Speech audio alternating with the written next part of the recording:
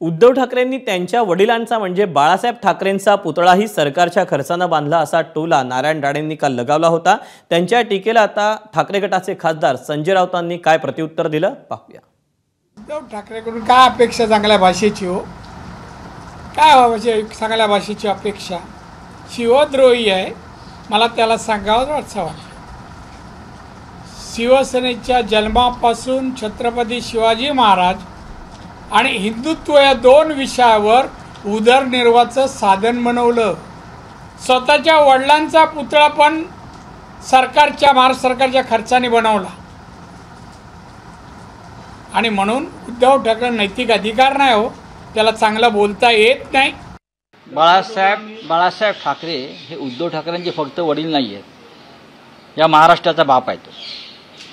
आणि नारायण राणे बाळासाहेब ठाकरेंच्या बाबतीत इतके नमक हरामी करणार असेल तर मला असं वाटतं यासारखं दुर्दैव नाही। ज्या बाळासाहेब ठाकरेंनी नारायण राणेंना मुख्यमंत्री केलं, सर्व पदं दिली, प्रतिष्ठा दिली, त्यांच्या पुतळ्यापर्यंत तुम्ही जर येत असाल तर मला असं वाटतं जोडेमारा आंदोलन जे उद्याचं आहे ते योग्य आहे। ज्याने तुम्हाला अन्नाला लावलं,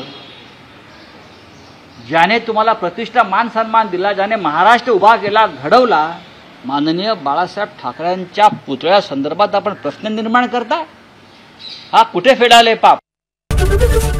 एबीपी माझा, उघडा डोळे बघा नीट।